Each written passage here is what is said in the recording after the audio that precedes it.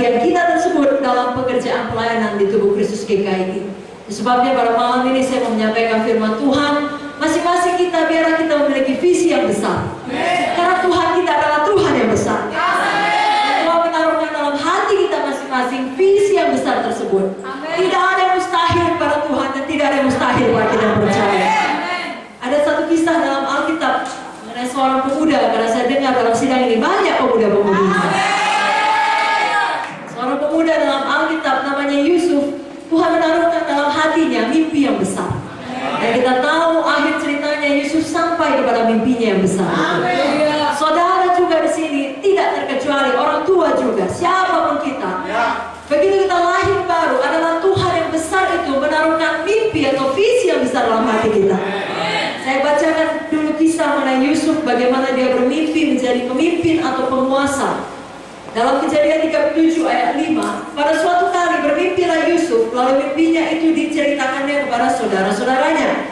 Sebab itulah mereka lebih benci lagi kepadanya. Karena katanya kepada mereka, coba dengarkan mimpi yang kumimpikan ini. Tampak kita sedang di ladang mengikat berkas-berkas gandum, lalu bangkitlah berkasku dan tegak berdiri. Kemudian datanglah berkas-berkas kamu sekalian, mengeredini dan sujud menyembah kepada berkasku itu. Lalu saudara-saudaranya berkata kepadanya, apakah kau ingin menjadi raja atas kami? Apakah kau ingin berkuasa atas kami? Jadi makin bencilah mereka kepadanya karena mimpinya dan karena perkataannya itu. Lalu ia memimpikan pula mimpi yang lain yang diceritakannya kepada saudara-saudaranya. Katanya, aku bermimpi pula, tampak matahari, bulan, dan 11 bintang sujud menyembah kepadaku. Setelah hal ini diceritakannya kepada ayah dan saudara-saudaranya, maka ia ditegur oleh ayahnya. Mimpi apa mimpimu itu? Masakan aku dan ibumu serta saudara-saudaramu sujud menyembah kepadamu sampai ke tanah. Maka iri hatilah saudara-saudaranya kepadanya, tapi ayahnya menyimpan hal itu di dalam hatinya. Tahukah saudara, mimpinya ini jadi kenyataan. Jadi kalau saudara mendapatkan visi dari Tuhan atau mimpi daripada Tuhan, goal daripada Tuhan, walau orang-orang terdekat saudara yang seharusnya mengerti dan mendukung saudara tidak dapat mengerti, justru makin benci dan iri kepada saudara, maju terus dalam visi yang besar. Karena itu antara saudara dengan Tuhan adalah Dia yang menciptakan saudara dan adalah Tuhan yang memanggil saudara, bukan manusia. Dan kalau Tuhan memanggil, Tuhan memperlengkapi. Dan Dia akan membuka jalan di mana manusia manapun tidak dapat menutupnya. Hari ini biarlah kita punya visi besar. Dan kita tahu bahwasanya Tuhan menaruh visi yang besar itu kepada Yusuf menjadi penguasa karena ada maksud Tuhan di balik itu.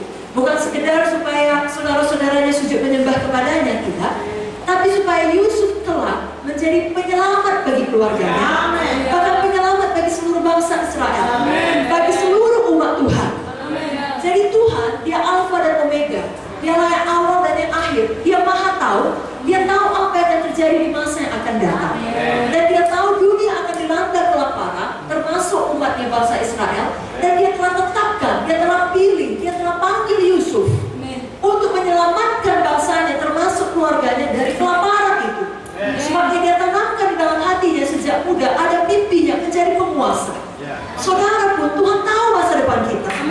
Tuhan tahu masa depan saudara. Jadi visi saudara janganlah sekedar supaya sukses, terkenal, ya, banyak duit atau semacam itulah seperti yang dimimpikan oleh orang-orang dunia ini. Tetapi kenali maksud Tuhan di balik itu. Yakni di dalam kesuksesan saudara, di dalam mimpi saudara atau visi saudara yang besar itu, Tuhan mau saudara menjangkau lebih banyak jiwa bagi Yesus. Tuhan mau saudara memberitakan Injil kepada sebanyak-banyaknya orang untuk dapat menolong pekerjaan Tuhan, karena itulah yang kekal untuk membesarkan kerajaan sorga. Jadi dimanapun Tuhan menempatkan saya dan saudara 5 tahun dari sekarang, 10 tahun dari sekarang, atau sebelum Yesus datang, berapa tahun pun dari sekarang, apakah nanti saudara ditempatkan Tuhan di kantor pemerintahan atau di bidang swasta, atau saudara menjadi businessman, businesswoman, atau sebaliknya saudara menjadi hamba-hamba Tuhan, pendeta-pendeta, dimanapun Tuhan menempatkan saudara, biar saudara mengerjakan visinya Tuhan di dalam saudara. Jadi terima visi Tuhan itu. Dan visi Tuhan selalu visi yang besar. Kalau visi Tuhan adalah visi yang kecil, tidak dibutuhkan Tuhan. Justru Dia berikan visi yang besar yang kelihatannya saudara selalu butuh faktor Tuhan dalam hidup saudara. Sama seperti mimpi Yusuf ini, sebenarnya dengan pikiran manusia tidak mungkin terjadi. Itu sebabnya saudara-saudaranya marah, ayahnya itu menegur dia. Kenapa? Karena dia anak yang paling muda. Setelah ada satu lagi yang lebih muda, Benjamin, lahir setelah dia. Tapi selebihnya saudara-saudaranya lebih tua dari dia. Dan menurut hukum atau adat pada waktu itu, tidak bisa dia menjadi penguasa pada yang lebih tua.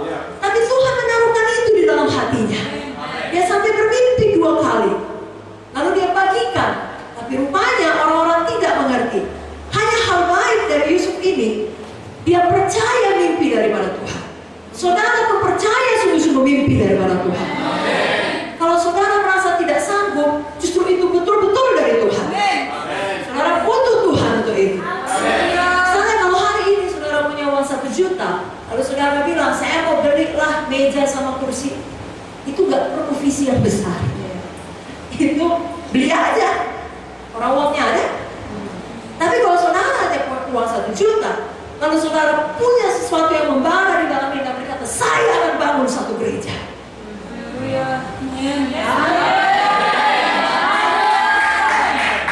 Itu butuh tangan Tuhan. Tapi kerjakan seperti Ibu Mute bilang, setiap perkara kecil. Apa yang ada di tanganmu, Musa, tongkat. Dengan tongkat itu rohani. Amin. Bukan tongkat itu yang mengadakan mujizat, tapi Tuhan dengan kuasanya memakai tongkat itu untuk mengadakan mujizat demi mujizat demi mujizat demi mujizat. Berapa banyak di sini percaya Tuhan memanggil dia untuk perkara yang besar? Amin. Bicara melihat, ya 1 juta dari itu saja, atau dengan kata lain sumber daya kita yang terbatas. Lihat kuasa Tuhan yang tidak terbatas. Kalau Tuhan yang berjanji, dia menggenapinya. Sama seperti kisah Abraham, dikatakan dalam Roma 4 ayat 18, saya bacakan sampai 24. Sebab sekalipun tidak ada dasar untuk berharap. Semua berkata tidak ada dasar untuk berharap. Namun Abraham berharap juga dan percaya bahwa ia akan menjadi bapa banyak bangsa. Menurut yang telah difirmankan, demikianlah banyaknya nanti keturunanmu. Imannya tidak menjadi lemah, walau ia mengetahui bahwa tubuhnya sudah sangat lemah, karena usianya telah kira-kira 100 tahun, dan bahwa rahim Sarah telah tertutup. Katakan lagi 100 tahun. 100 tahun. Rahim Sarah telah tertutup. Jadi tidak ada dasar untuk berharap. Saudara mungkin berkata, oh, saudara anak-anak muda, saudara merasakan panggilan Tuhan, saudara lihat kehidupan Ibu Sari, dan saudara ada sesuatu yang menyala. Tuhan yang menaruhkan itu. Saudara berkata, aku harus jadi hamba Tuhan. Bahkan seperti yang dikatakan Ibu Mutia tadi, kalau Ibu Sari memiliki pengurapan Elia, saudara bilang, saya 2 kali ganda. Tapi semua keadaan tidak mendukung. Kata kalau saudara satu-satunya diharapkan keluarga untuk kemudian setelah tamat kuliah untuk menghasilkan uang sebanyak-banyaknya, saudara bingung langkah mana yang harus dipilih. Biar firman Tuhan hari ini dapat memberikan kepada saudara petunjuk dan hikmat. Bahwa saya untuk mencapai panggilan Tuhan seperti firman Ibu Mutia harus berkorban. Kalau kelihatannya tidak cocok situasi ini, tidak ada dasar untuk berharap, tapi karena Tuhan yang berkata, itulah dasar saudara. Maka Abraham percaya juga, saudara juga anak-anak Abraham percaya juga. Usianya 100 tahun, rahim Sarah telah tertutup, tapi bagi mereka Ishak dilahirkan. Dan lebih daripada itu, kita semua adalah anak-anak Abraham. Saya bacakan dulu, saya selesaikan dulu ayat 20 sampai 24. Tetapi terhadap janji Allah, dia tidak bimbang. Katakan, saya tidak bimbang. Dari ya saudara, dari atas ini terasa? Tidak ya? Saya bikin pukul begini. Kalau di Medan namanya ketupat Bengkulu, tidak terasa saudara. Tapi coba yang dekat sama saudara, yang memang jaraknya sampai, pasti terasa. Betul saudara? Tapi jangan dicoba. Orang yang lebih dekat, kalau mengkhianati kita, lebih sakit saudaraku. Begitupun ampuni dan kasihi. Karena itu kata firman. Bahkan firman berkata, kasihilah musuhmu. Kalau Tuhan menaruh pada saudara visi yang besar, orang lain iri hati, bahkan kemudian mencelakai saudara, mengkhianati saudara. Zaman sekarang dengan cara paling mudah, hoax terhadap saudara. Jangan takut. Jangan bimbang. Semua bilang amin dulu. Jangan sedih. Dan jangan terkejut. dia anak Tuhan, kok sampai hati. Saudara maju saja. Justru karena dia anak Tuhan, dia milik Tuhan, ada Tuhan ngurus dia. Bukan bagian saudara. Tiap-tiap manusia punya kehendak bebas. Saudara tidak bisa mengatur orang, saudara bisa mengatur hati saudara. Dengan pertolongan Roh Kudus, saudara bisa lulus ujian pengkhianatan ini. Singkat cerita saudaraku, kita tahu kisah Yusuf. Suatu hari karena patuhnya, sekali lagi karena patuhnya. Amin saudara. Amin. Yusuf dibilang sama bapaknya, pergi kau ke Sikem, jumpai saudara-saudaramu. Sampai dia ke sana, tidak ada saudara-saudaranya. Lalu dapat info saudara-saudaramu di Dotan. Dia melakukan. Kalau disuruh berjalan 1 mil, berjalan 2 mil. Bisanya dia pulang. Papa, papi, dedi, tak ada saudara-saudaraku di Sikem. Karena patuhnya, pergi dia ke Dotan. Mau sampai di sana, saudara-saudara melihat dia, mau membunuh dia. Lalu lagi disingkatkan, akhirnya angkat dia, buka jubah indahnya, dimasukkan ke dalam sumur. Tidak dibunuh. Tahukah saudara, kalau belum kata Tuhan waktunya mati, tidak bisa mati. Walau semua bersepakat mematikan saudara, semua hoax mematikan nama baik saudara, mematikan masa depan pelayanan saudara, menutup semua pintu secara pikiran manusia. Tapi kalau Tuhan berkata belum. Amat seperti Yusuf, ada saja jalannya, tidak bisa mati-mati. Dimasukkan ke dalam sumur, tapi kemudian dijual sebagai budak. Saudara pun hidup saudara dalam tangan Tuhan. Kalau karena pengkhianatan saudara masuk dalam sumur, tetap ampuni yang memasukkan saudara dalam sumur. Dan kita tahu Yusuf melakukannya. Kenapa? Karena di dalam Kejadian 39 ayat 2 diterangkan Tuhan menyertai Yusuf, sehingga ia selalu berhasil dalam pekerjaannya. Kalau Yusuf mengeraskan hatinya, masih menyimpan kekecewaan, kemarahan, sakit hati, tentunya dia tidak dapat berhasil. Kenapa? Tuhan tidak dapat menyertai dia. Karena Tuhan tidak pernah memaksa kita. Amin saudara. Tapi karena Yusuf menang, maka Tuhan menyertai dia dan dia berhasil. Dalam situasi seburuk apapun, kalau Tuhan menyertai, semua akan baik. Haleluya. Jadi malam ini kita belajar, kalau ada pengkhianatan, reaksi orang bisa dua. Satu, dia bisa marah, lalu membalas. Tapi yang kedua, dia bisa sedih. Kok begitu ya? Begitu tertekan, mau bunuh diri. Dua-dua, jangan mau ikut. Saudara mengampuni, saudara bangun bangkit, saudara maju terus. Tuhan menyertai saudara. Tuhan membuat saudara berhasil. Nah, saudara pikir kalau nggak ada dia, bagaimana masa depanku? Hei, Tuhan yang memelihara saudara. Kalau orang-orang pergi meninggalkan saudara, Tuhan bisa kirimkan orang-orang baru. Amin saudaraku. Dan Tuhan Yesus tidak berubah. Kalau dia menolong Yusuf, dia juga menolong kita pada zaman. Tapi malam hari ini, buang dulu semua sakit hati, marah saudara, katakan amin. Dendam saudara, atau sebaliknya kesedihan saudara, rasa tertekan saudara, sampai membunuh diri, kekecewaan saudara, buang semua dalam nama Yesus. Ada yang saudara katakan, saya buang semua dalam nama Yesus. Saya menang atas pengkhianatan. Saya percaya pada Tuhan. Katakan amin. Dalam Mazmur 37, saya bacakan ayat 3 sampai 6. Percayalah kepada Tuhan dan lakukanlah yang baik. Diamlah di negeri dan berlakulah setia, dan bergembiralah karena Tuhan. Maka Ia akan memberikan kepadamu apa yang diinginkan hatimu. Serahkanlah hidupmu kepada Tuhan dan percayalah kepadanya, dan Ia akan bertindak. Ia akan memunculkan kebenaranmu seperti terang dan hakmu seperti siang. Jadi bagian kita bergembira karena Tuhan, percaya kepada Tuhan. Bagian Tuhan, Dia yang memunculkan kebenaran kita. Saya mau tanya sekali lagi, berapa banyak yang mau memilih menang atas ujian pengkhianatan? Sekali lagi, siapa yang tidak mau lagi sakit hati? Saya. Siapa mau bersuka cita? Saya. Berikan tepuk tangan bagi Tuhan Yesus. Jangan dipelihara itu akar yang pahit. Ibrani 12 ayat 15 berkata, jagalah supaya jangan ada seorang pun menjauhkan diri dari kasih karunia Allah, agar jangan tumbuh akar yang pahit yang menimbulkan kerusuhan dan mencemarkan banyak orang. Jadi kalau kita dikhianati, kita bisa pilih seperti Yusuf menang, atau kita juga bisa pilih menolak kasih karunia Tuhan, timbul akar pahit, membuat kerusuhan, mencemarkan banyak orang dengan mulut kita, jangan tolak kasih karunia Tuhan itu. Ya. Nah, pemuda-pemudi yang dikecewakan oleh pemberi harapan palsu, jangan takut, mulai lagi dari awal. Jangan langsung bilang, oh saya tidak mau lagi, saya tidak percaya lagi, bagaimana mungkin hati saya sudah pecah berkeping-keping, bla bla bla bla bla. Menanglah saudara.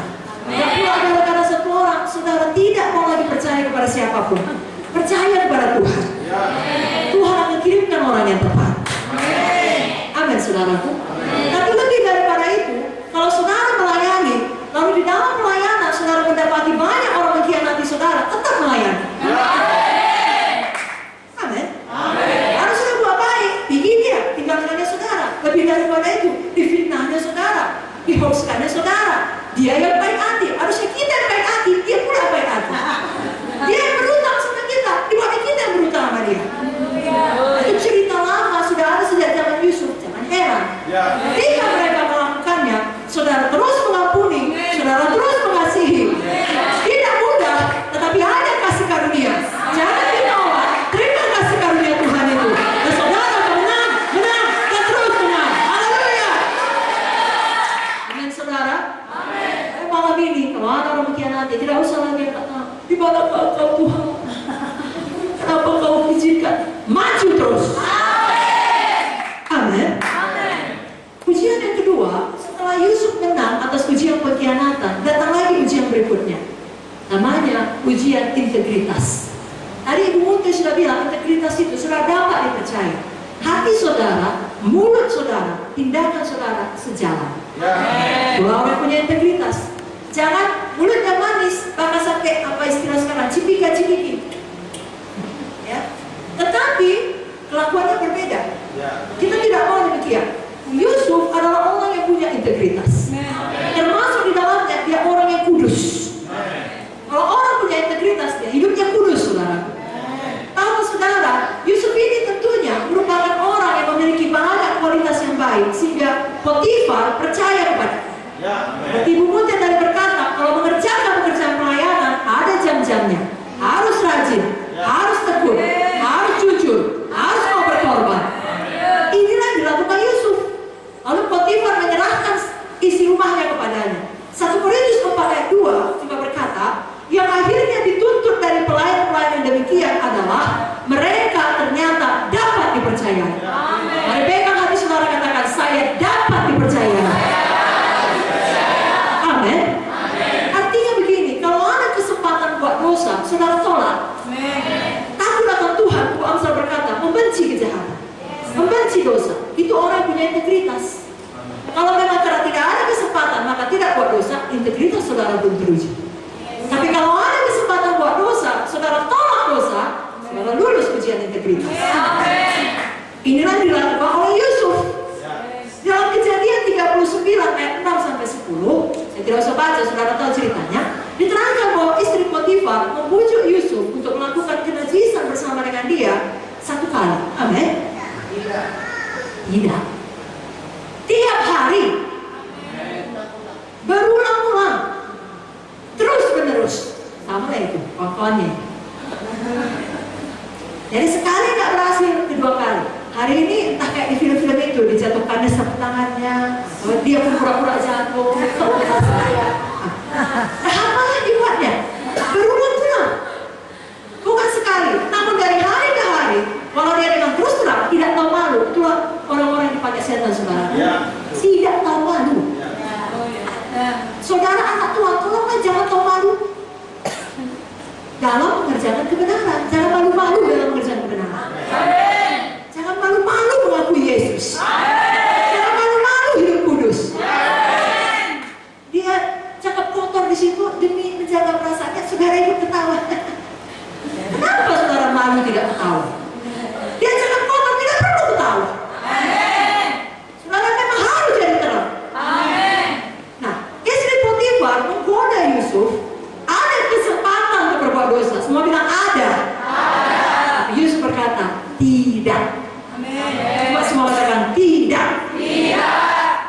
Banyak orang kita pikir baik, datang kesempatan ketahuan aslinya yang jahat. Yusuf ini terbalik.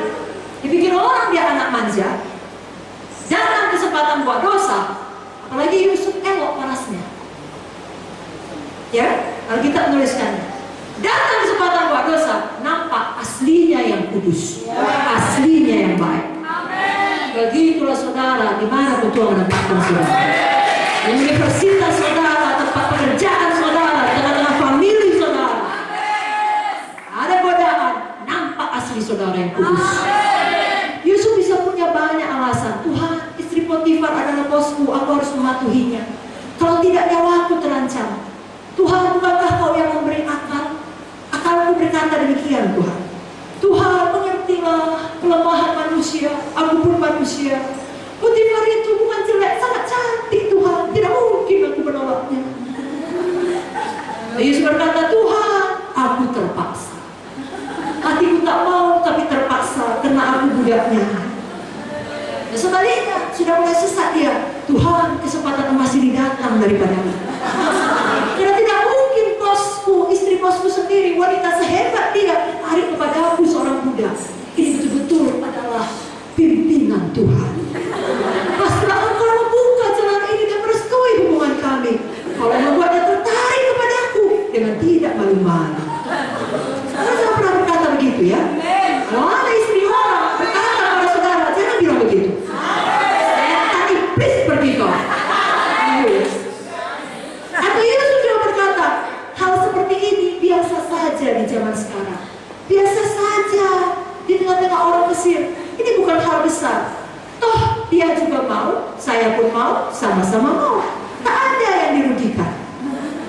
Dan Yesus sudah berkata, dulu waktu aku patuh Tuhan, patuh kepada Bapakku Tuhan, hasilnya aku masuk ke dalam sumur. Aku patuh Tuhan sekarang, nanti bahaya. Biar aku ikutkan apa kata istri Potifar ini. Tidak, saudara. Itu Yesus dapat berkata, aku tahu ini salah, tapi sekali ini saja. Banyak anak-anak muda begitu. Sekali ini saja.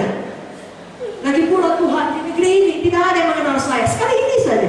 Banyak alasan bisa dibuat Yusuf, tapi Yusuf berkata tidak.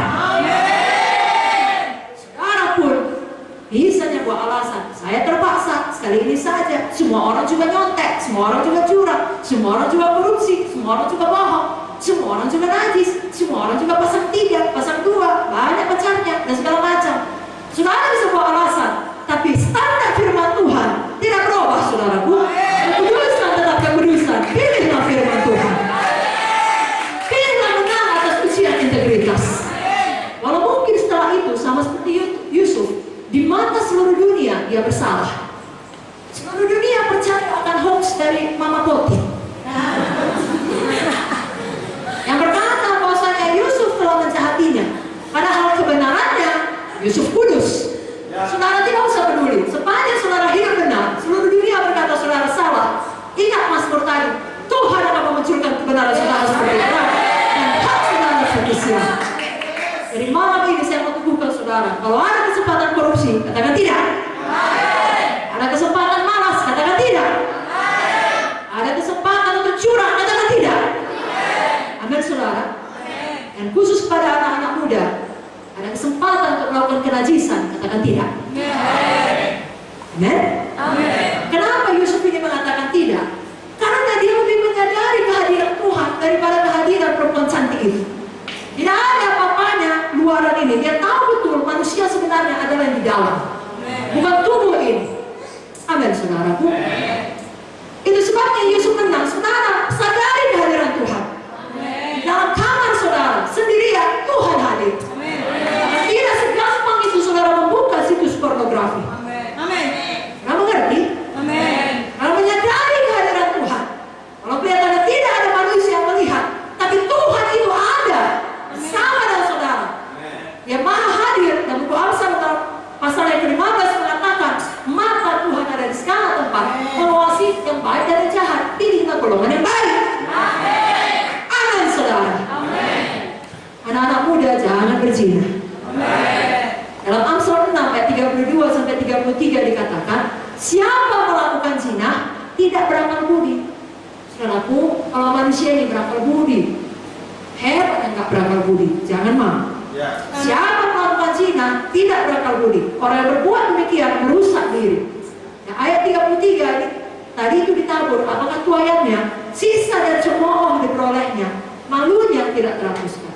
Sekali lagi dengan kasih pada pemuda-pemudi, jangan inginkan sesuatu belum saatnya. Di dalam hidup ini, ikuti urutannya. Ya, kalau seorang anak perempuan hamil anak pertama, semua senang. Mamanya senang, kalau neneknya masih hidup, omanya senang, seluruh keluarga senang. Saudari-saudari perempuannya kalau belum menikah senang, akan dapat keponakan, pasangannya pun senang, bahagia semua. Maka semua merasa ikut hamil. Ya, kenapa? Semua sibuk ikut belajar foto, ikut mencat warna kamar bayinya. Kalau dibilang laki-laki dicat warna biru, kalau perempuan dicat warna pink. Semua sibuk dengan peralatan bayi, ya kan? Semua sibuk heboh. Tetapi bisa juga dalam suatu ketika seorang anak perempuan hamil tidak ada yang senang. Pasangannya tidak senang, dia tidak senang, mamanya tidak senang, opanya tidak senang, siapapun tak senang, bahkan marah atau sedih. Kenapa? Karena urutannya salah. Dia hamil sebelum diberkati, sebelum menikah. Itu membuat semuanya tidak beres. Demikian juga kita, pastikan urutannya. Nanti Senam 33, cari dahulu kerajaan Allah dan kebenarannya, maka semuanya disambahkan kepadamu. Bukan hanya dalam soal kenajisan, dalam soal uang, dalam soal kedudukan, dalam soal jabatan. Jangan ambil jalan pintas lalu merusak integritas saudara. Jangan. Apa kata Ibu Munte tadi? Apa kata firman? Setiap perkara kecil Tuhan beri perkara besar. Nah, lagi anak muda, terutama dalam hal kenajisan, jangan merusak masa depanmu. Karena tadi kita sudah belajar, setan tidak suka kita sampai pada panggilan Tuhan. Dia akan berikan godaan, apalagi kalau itu kelemahan atau itu dosa dalam keluargamu. Ya, generasi-generasi di atas engkau semuanya pasangannya banyak, atau kawin cerai, atau beristri banyak, atau bersuami banyak. Kau putuskan untuk dosa itu. Jangan sampai kena penyakit-penyakit yang tidak baik oleh karena percabulan. 1 Korintus 6 ayat 13b berkata, tubuh bukanlah untuk percabulan, melainkan untuk Tuhan, dan Tuhan untuk tubuh. Mari katakan, tubuh saya untuk Tuhan, Tuhan untuk tubuh saya. Saya percaya saudara, sungguh-sungguh pakai tubuh saudara kayak Tuhan, saudara akan tetap kuat, sehat, umur panjang, menceritakan keajaiban Tuhan. Amen. 1 Tesalonika 4 ayat 7-8 berkata, Allah memanggil kita bukan untuk melakukan apa yang cemar, melainkan apa yang kudus. Karena itu siapa yang menolak ini bukanlah menolak manusia, melainkan menolak Allah yang telah memberikan juga rohnya yang kudus kepada kamu. Katakan, saya mau hidup kudus. Dan tahukah saudara, hidup kudus dimulai dari pikiran kita. Kalau selama ini Yusuf dalam Kejadian 39 tadi, kalau ada waktu senggang, ngelamun dia, pikirannya kotor. Waktu datang kesempatan, Mama Poti main mata, Yusuf langsung diterkamnya kesempatan itu. Tapi selama ini pikirannya gak ada ke situ. Kok gak ada amin? Pikirannya Tuhan, Tuhan, dan Tuhan. Kalau datang Mama Poti mau main dua-dua mata pun tidak mempan. Apa kata Yusuf? Bagaimana mungkin aku berbuat dosa seperti ini kepada Tuhan? Saudara pun demikian. Itu sebabnya sekali lagi sadari kehadiran Tuhan. Kalau diam-diam, tak ada orang tahu, tapi saudara tahu, Tuhan tahu, setan pun tahu, saudara terikat dalam sesuatu dosa, apakah itu percabulan, apakah kleptomania, atau apa saja, bertobat malam ini. Bersihkan hati saudara, bersihkan pikiran saudara, baharui dengan firman, baca firman. Kalau saudara banyak masalah dengan kenajisan, baca firman untuk mengatasinya.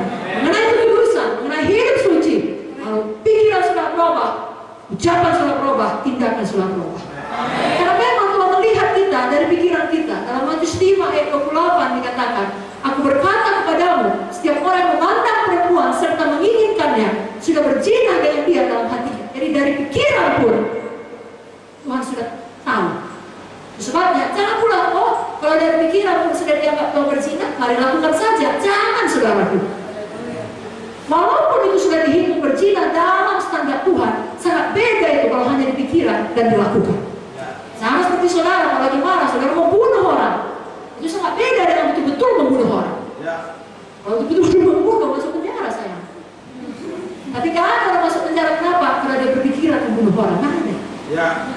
Memang tersiksa emosinya, tidak masuk penjara. Itu sebabnya, mulai dari pikiran kita bersihkan, tindakan pun kita menang. Kita betul-betul hidup kudus. Bacakan satu ayat lagi, 1 Petrus Petrus 1 ayat 14-16 mengenai kekudusan. Hiduplah sebagai anak-anak yang taat dan jangan turuti hawa nafsu yang menguasai kamu pada waktu kebodohanmu. Tapi hendaklah kamu menjadi kudus dalam seluruh hidupmu, sama seperti Dia yang kudus yang telah memanggil kamu. Sebab ada tertulis, kuduslah kamu sebab Aku kudus. Mari pegang hatinya, katakan, saya hidup kudus. Sebab Tuhan saya kudus. Amin. Jagalah hidup kita tetap kudus sehingga kita bisa sampai kepada mimpi atau visi yang besar itu. Sedikit lagi, ujian yang ketiga. Kalau yang pertama pengkhianatan, kedua integritas, termasuk kekudusan, yang ketiga ketekunan, kesetiaan. Saudaraku, kalau namanya tekun dan setia itu kualitas yang diinginkan semua orang. Maka banyak saudara yang masih muda akan mencari kualitas itu lebih dahulu daripada fisik. Bayangkan kalau fisiknya bagus, kerjanya selingkuh, tidaknya saudara bahagia. Nah, kalau saudara lihat perusahaan-perusahaan, dia juga akan mencari pegawai-pegawai yang setia kepada mereka. Ya, bukan yang oportunis. Seluruh dunia menginginkan kualitas ini. Dan tahukah saudara, Tuhan Yesus memiliki kualitas ini. Dan kita anak-anaknya harus memiliki kualitas ini juga. Mungkin saudara berkata atau pernah mengalami sendiri, di awal saudara untuk Tuhan, apa saja saudara doakan, cepat kali dijawab Tuhan. Instan. Maka mungkin banyak saudara datang kepada Tuhan karena mengalami mujizat, kesembuhan yang instan. Lalu kemudian mulai dari perkara kecil sampai perkara penting, apa yang saudara doakan, Tuhan jawab. Tuhan, tolong Tuhan, aku perlu kali ini Tuhan untuk bayar uang sekolahku. Tiba-tiba ada yang kasih. Atau bahkan doa sederhana, Tuhan janganlah aku kena macet supaya jangan terlambat aku Tuhan. Tidak kena, tidak terlambat. Atau saudara terlambat, gurunya lebih terlambat, dosennya lebih terlambat, sehingga tidak terlambat. Dan saudara baik kali kau Tuhan. Lalu atau sudah sangat berdoa, Tuhan tolonglah jagai jangan hujan Tuhan supaya aku sampai tiba di gereja tidak luntur makeupku. Pas ke sini baru turun hujan. Lalu saudara sangat bahagia kali. Betullah Tuhan itu hidup, betullah Tuhan itu setia. Dan tahu saudara, seiring dengan pertemuan rohani akan tiba saatnya di mana saudara berdoa tidak datang jawaban doa. Nah, sekarang saya tanya, kalau itu terjadi masih mau setia? Ketika tidak semua hal yang terjadi dalam hidup ini ada jawabannya, masih mau percaya pada Tuhan, masih mau tekun melayani? Jawabannya harus amin. Ya, jangan punya mental instan saja. Memang mental instan itu atau semua yang instan sangat enak lah saudara. Itu sebabnya semua orang tetap suka mie instan. Masak saja siap, kenyang, ya siap. Ya, bubur instan, apa saja instan, semua orang suka. Tapi kita sama-sama tahu mie instan tidak baik kalau terus-menerus makan mereka sehat.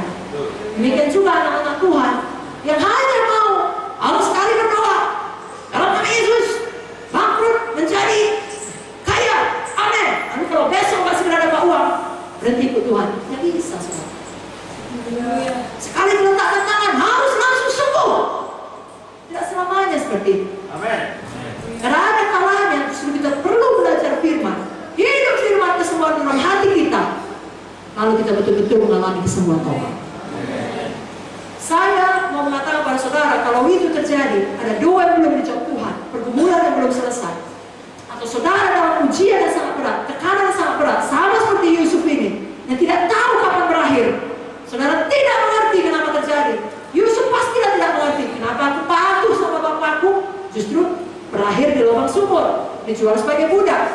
Patuh di rumah Potifar, berakhir di penjara. Menolak mama Poti, difitnah, dipenjarakan untuk beberapa tahun yang tidak tahu sampai seberapa lama. Tentunya sebagai manusia ada tanda tanya, tapi dia pilih untuk tekun, dia pilih untuk setia.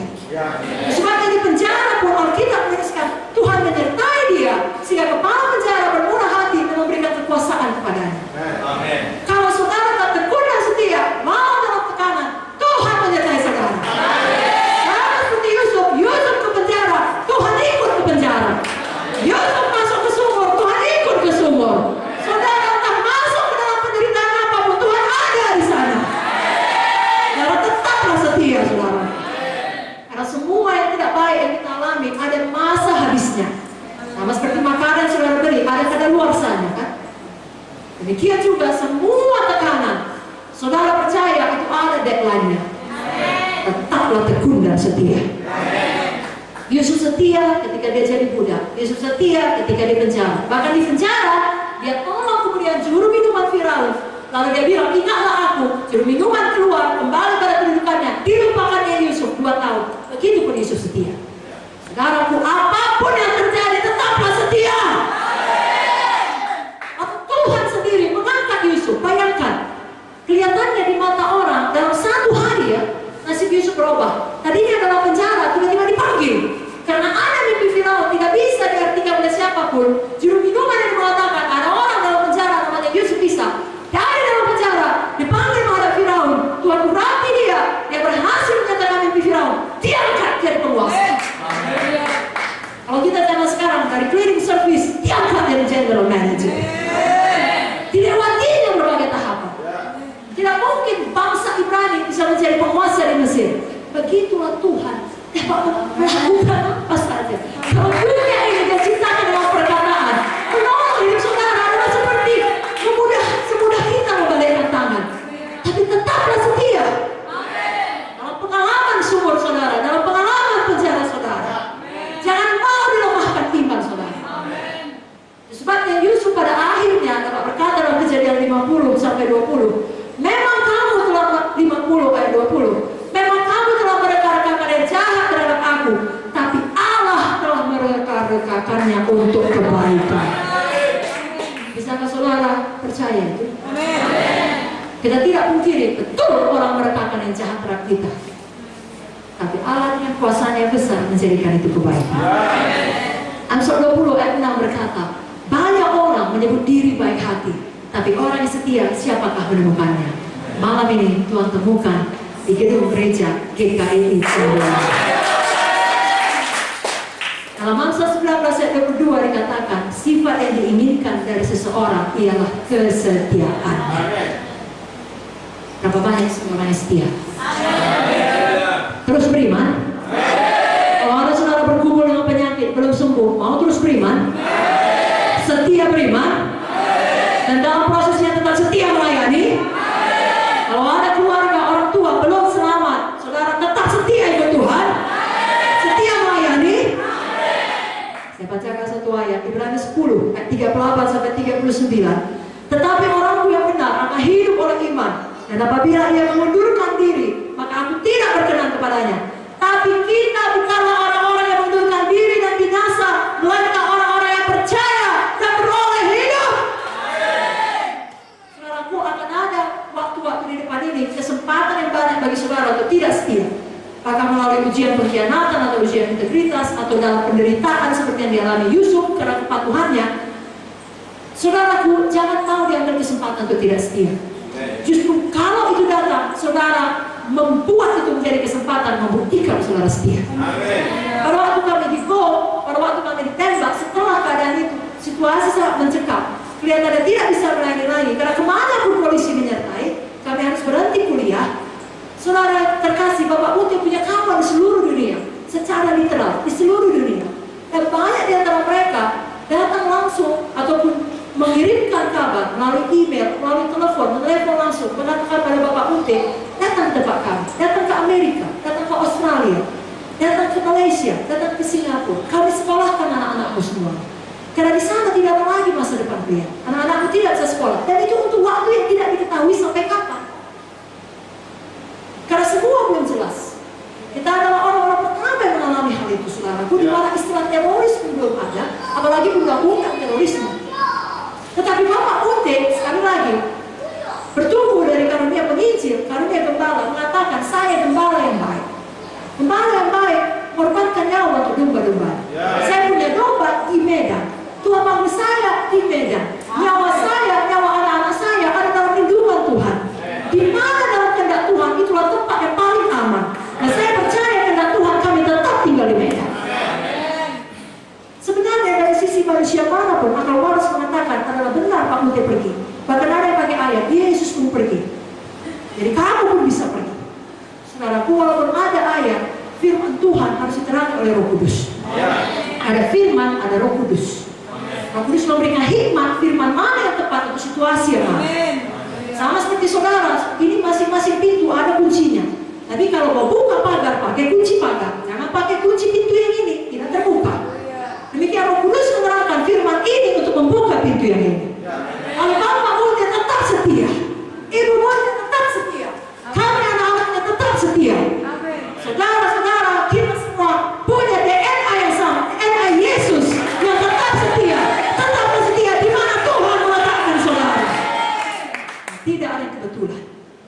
terakhir malam ini, ujian kesuksesan.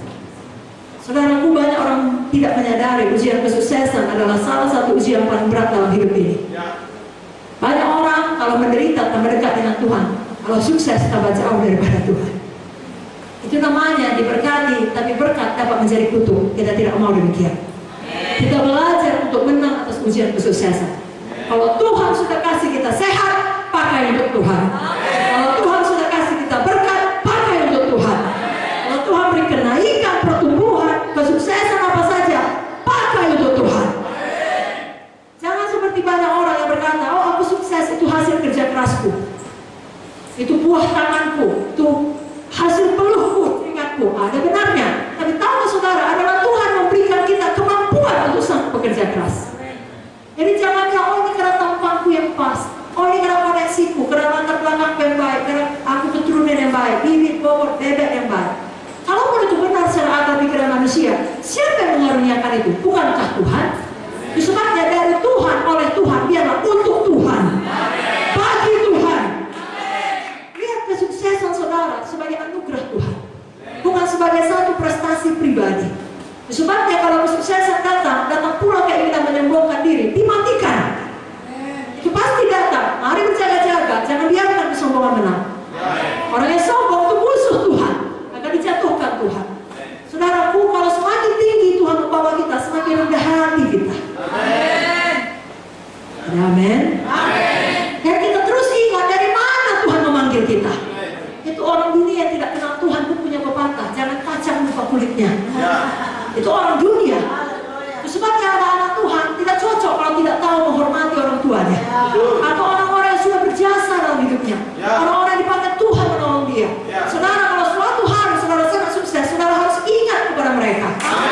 Saudara menolong mereka, saudara menghormati mereka. Amin, saudara.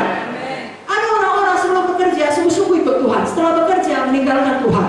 Sebelum menikah sungguh-sungguh ikut Tuhan, setelah menikah punya banyak anak meninggalkan Tuhan. Jangan demikian. Yusuf setelah diangkat jadi Perdana Menteri, bukan hobah-hobah, senang-senang.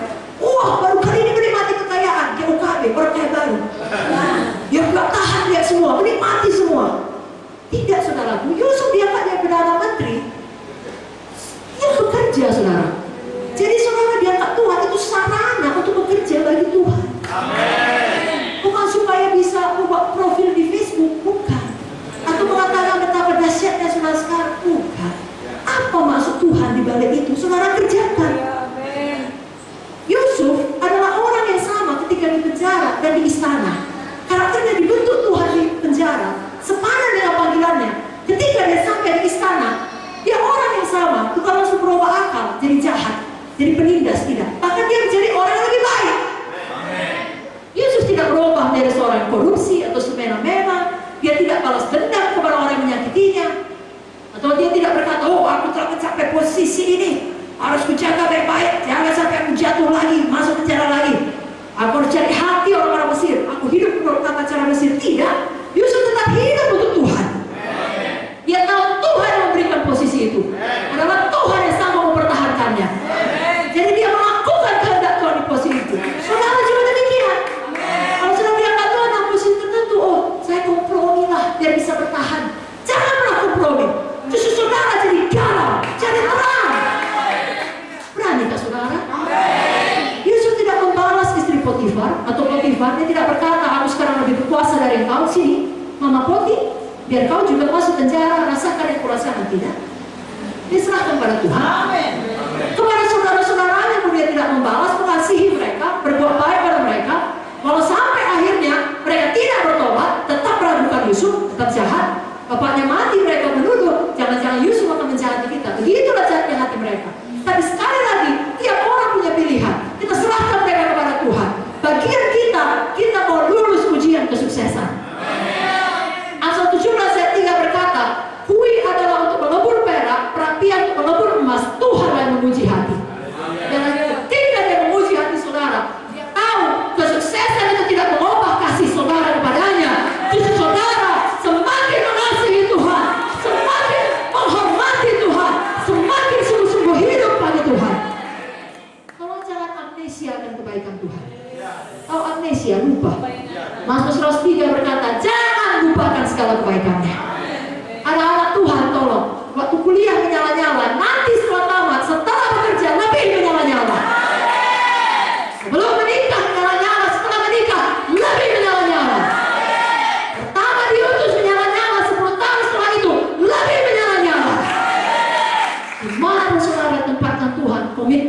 saudara tidak berubah. Sekali lagi, ada musuh kita, setan. Saudara jangan kita tipu daya. Kalau dia lihat penderitaan tidak bisa menghancurkan kita, dia biarkan kita sukses. Dia biarkan kita tinggi, kita besar, kita diberkati. Lalu pukulnya kita dengan semua berkat itu. Jangan mau. Saudaraku, biarlah berkat tidak menghancurkan saudara, penderitaan pun tidak menghancurkan saudara.